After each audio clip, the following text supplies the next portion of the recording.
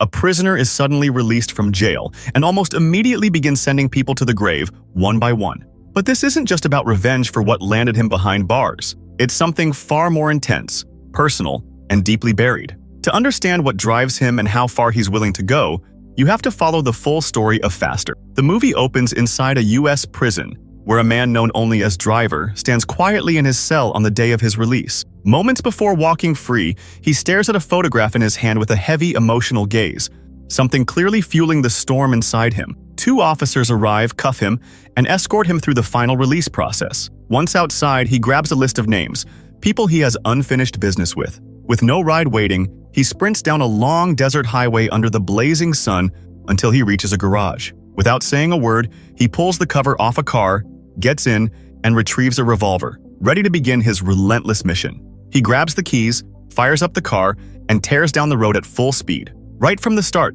you can tell this guy operates with cold steel nerves.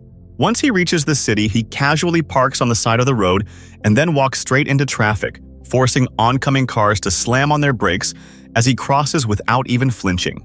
No hesitation, no fear, just pure focus. He then walks into an office building and, without saying a word, starts searching for someone. After scanning the place, he approaches a desk, points his revolver straight at the man sitting there, and before the guy can even react, a clean headshot. After the killing, the case is assigned to two FBI detectives, Cop and Cicero, who already have a rocky history and don't exactly trust each other. Still, they put their issues aside and begin investigating together. The murder took place inside a telecommunications office, and the CCTV footage clearly captures Driver's face. Watching it, they realize something important. Driver knew the victim personally, and the sheer terror on the man's face before he was killed makes it obvious there's a deeper past between them. Now, the detectives need to uncover what that shared history really is. Meanwhile, after the hit, Driver meets a man named Roy, the guy who supplied him with the car, the revolver, and even the target list he's working through. As Driver starts going over the remaining names, Roy suddenly demands double payment, clearly sensing how serious this job is. But Driver shuts him down with a quiet threat, and when Roy's associate Kenny, an intimidating UFC fighter, steps in to confront him, everything changes the moment he notices Driver's tattoo. Whatever it means, it's enough to scare him off instantly. Even Roy realizes he's in over his head and hands over the rest of the names without another word. So it's clear, Driver is hunting people down one by one, but the reason behind his vendetta is still a mystery. In the next scene, we're introduced to a professional hitman known simply as Killer, a sharp, well-built guy who seems to have a perfect life with his girlfriend, Lily. But that calm is shattered when he gets a call about a new assignment. A client wants him dead. And yeah, it doesn't take a genius to figure out Driver is coming for him next. The contract is clear. Killer has to take Driver out before Driver gets to him. So he says goodbye to his girlfriend Lily, gears up with a full arsenal, and sets out on the hunt. Meanwhile, as the investigation deepens, Cop and Cicero start uncovering key details from Driver's past. Cicero reveals that years ago, Driver went to prison for his role in a bank robbery, but not because the heist failed. In fact, the crew pulled it off and escaped the police, thanks to Driver's elite skills behind the wheel, which is exactly how he earned that nickname. However, things took a turn after the escape when another gang ambushed them, hijacked the money, and took the crew hostage, basically a heist on top of a heist. The attackers threatened to kill them one by one unless they revealed where the stolen cash was hidden.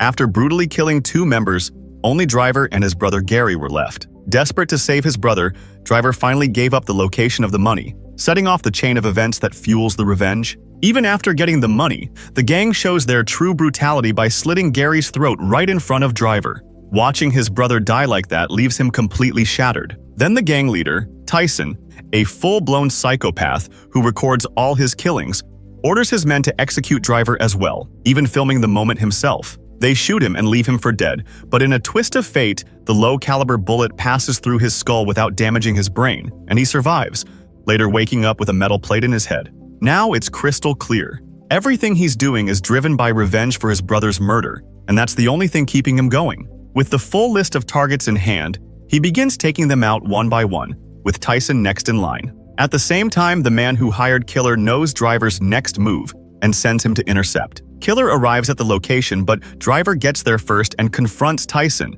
who is in the middle of preparing to kill a woman. Without hesitation, Driver puts a bullet straight through his forehead. As he walks out, he comes face to face with Killer. But before Killer can react, Driver opens fire wildly, forcing him to dive for cover just to stay alive. After a brutal exchange of gunfire, Killer realizes something unsettling. Driver has completely vanished, almost like he disappeared into thin air. Moments later, he hears a car engine roaring outside and sees Driver escaping the scene, meaning his mission has already failed. When news of the shootout reaches the detectives, they rush to investigate. But Cop is delayed because he's taking his son to a baseball game and arrives nearly 2 hours late. At the scene, Cicero informs him that they recovered multiple video recordings from Tyson's place, including footage of Gary's murder, confirming the scale of Tyson's crimes. As they piece everything together, the investigation intensifies. Meanwhile, Cicero notices an unusual tattoo on Cop's hand. When questioned, Cop casually explains that he got it while working in another police division, but quickly brushes it off, avoiding further discussion. On another front, Driver shows up at the home of someone who isn't on his kill list, his former girlfriend Porter. After he went to prison years ago, their relationship slowly faded, and she eventually built a new life for herself, despite the genuine love they once shared. At first, she reacts with anger seeing him again, but the tension soon breaks down, and both of them end up sharing an emotional moment, confronting the past they never truly let go of. As Driver prepares to leave, Porter tells him she's fully aware of what he's doing. She's seen the news and understands the punishment he's delivering to those men. But instead of stopping him, she urges him not to show any mercy, since those same people destroyed the course of their lives years ago. Meanwhile, after failing his contract, Killer unexpectedly proposes to his girlfriend Lily, realizing he wants out of this violent life. She accepts, and they quickly get married, with Killer promising her that he's done with contract killings for good. At the same time, Detective Cop returns home after work, but his wife Mariana refuses to let him inside at first. Frustrated by his ongoing drug addiction, something briefly hinted at earlier in the story when his involvement in drug dealings was shown. After pleading, she finally lets him in so he can spend the night with their son Tom. However, later that night, Cop finds Mariana in another room, only to discover she has taken drugs herself. When he confronts her, she coldly responds that everything they've done in their past has condemned them both, and they're already destined for hell. But what exactly she's referring to remains unclear, adding another layer of mystery to the unfolding story. From the beginning, the connections between all these characters feel tangled and unclear, but as the story progresses, everything is expected to fall into place. Meanwhile, Driver tracks down his third target, a man named Bouncer Nixon, who works at a city nightclub. He spots him outside the club and moves in immediately, but the security recognizes him at the entrance. With no other option, he is allowed inside, where he silently tails Nixon through the crowd. Eventually, Driver finds the perfect moment when Nixon steps into the restroom alone. Like a shadow, he appears behind him, and Nixon instantly realizes what's coming when he sees him in the mirror. He sends the other man out and locks the door, preparing for a close-range fight. Driver calmly pulls out a hidden screwdriver he managed to smuggle past security without detection, proving just how professional and calculated he is. The two engage in a brutal hand-to-hand struggle, with Nixon pulling out a knife while Driver counters with the screwdriver. In the end, Driver overpowers him and violently stabs him, leaving him mortally wounded. As he lies dying on the floor, Nixon weakly apologizes for his past actions, while Driver remains focused and emotionless, continuing his mission. Before leaving, Nixon makes a dying request. He asks Driver to call his son from his phone and tell him that his father said sorry. Driver takes the phone, leaves silently, and once outside, he actually makes the call and delivers the message to Nixon's son. Meanwhile, Killer sits at home going through wedding photos with Lily, flipping between old memories and recent ones. While scrolling, he suddenly comes across Driver's image on his screen and is instantly reminded of the unfinished job he almost let slip away. Realizing he still has a target left, he starts cleaning and preparing his weapon again. Lily gets furious, reminding him that he promised to leave this life behind, but Killer insists he can't walk away until Driver is dead, since in his world, a contract is a contract with no shortcuts or exceptions. At the same time, Detective Cop wakes up after spending the night at home and sees news reports about the attack on Nixon. He assumes Driver is responsible and, believing Nixon is still dead, concludes that Driver will likely return to finish the job. Since Nixon has actually survived and is now in the hospital, Cop sees this as his chance to finally catch Driver in the act and heads there immediately. And just as he predicted, while driving, Driver hears the news on the radio that Nixon is alive, prompting him to sharply turn his car around and speed straight toward the hospital. By the time Driver reaches the hospital, Killer is already outside, having been tipped off by his contractor that this is where the final move will happen. It also becomes clear that Tyson was never the one pulling the strings. Someone else hired Killer entirely. Inside, Cop's earlier assumption proves right as Driver storms into the operating room and, without hesitation, puts a bullet into Nixon, killing him while surgeons are still trying to save him. As he rushes out, Cop, who has been waiting for him, hears the gunfire and moves in. The two finally come face to face and open fire at each other inside the hospital corridors. But most of the bullets miss and tear through the hanging lights, plunging the area into chaos and darkness. When Driver suddenly stops shooting, Cop cautiously steps forward through the shadows. At that moment, Driver raises his gun again and has Cop dead to rights. But instead of pulling the trigger, he drops his weapon and kneels, accepting what he thinks is his end. Cop, stunned, realizes Driver isn't targeting him. His only mission has always been revenge against the people who destroyed his life, not innocent officers. Driver walks away, gets into his car, and speeds off, only to be immediately pursued by Killer, who has been waiting outside the hospital for his contract. Realizing he's being followed, Driver floors the accelerator, kicking off a high-speed chase that escalates rapidly into a final confrontation. Driver suddenly slams the brakes and stops his car right in the middle of the road. He fires at Killer's tires, but Killer responds by shooting him in the shoulder.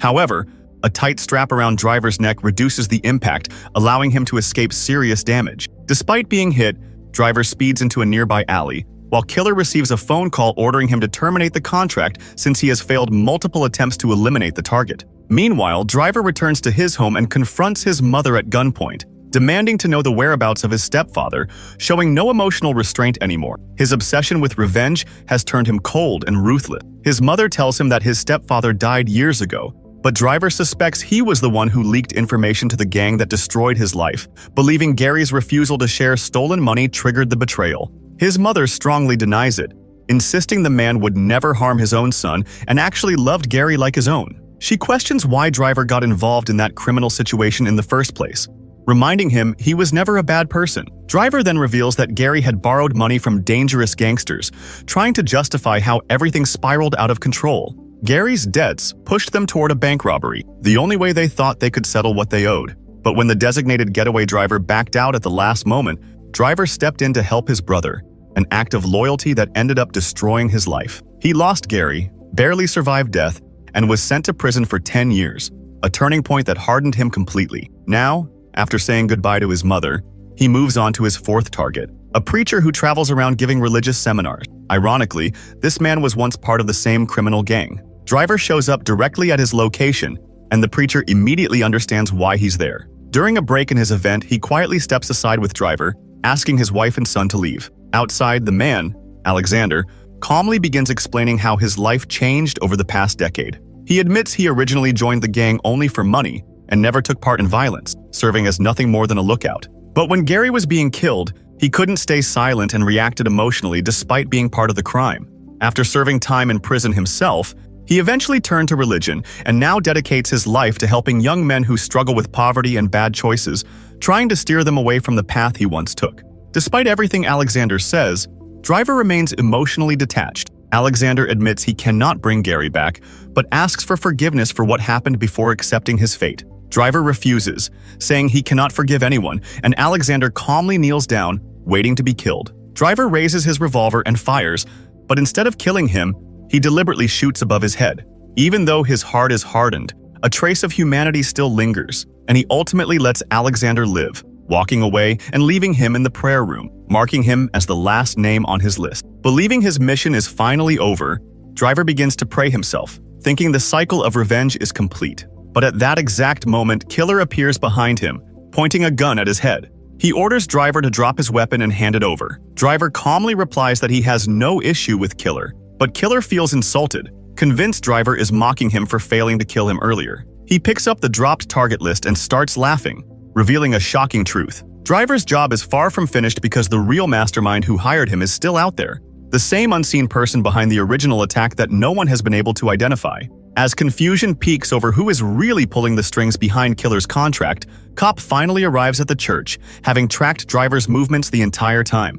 Once inside, he orders Killer to drop his gun, but Killer refuses, still fixated on finishing his target. In the end, Cop takes control and shoots Driver in the head without hesitation.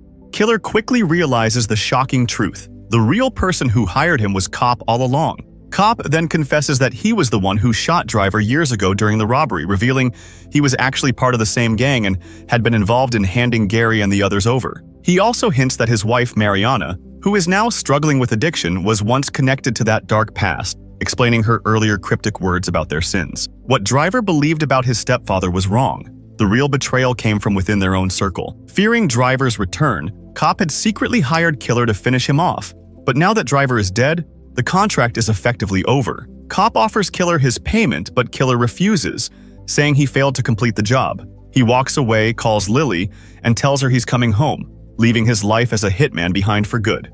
After believing Driver has finally been killed, Cop steps outside and calls his wife, telling her the danger is over and they can finally start a new, peaceful life. But before he can even finish the call, Driver suddenly appears behind him and shoots him in the back. Cop collapses in shock, unable to understand how he survived a headshot earlier. Driver reminds him coldly that the metal plate in his skull saved him twice, turning what should have been fatal wounds into miracles of survival. With that, Driver fires again, this time finishing him for good, finally completing his revenge. Soon after, Cicero arrives at the scene, having been piecing together the investigation on his own and realizing Cop was the missing link all along. Unfortunately, he arrives too late, finding Cop already dead and Driver gone. With his revenge fully complete, Driver later returns to the river and peacefully scatters his brother Gary's ashes, finally bringing closure to his violent journey as the story comes to an end.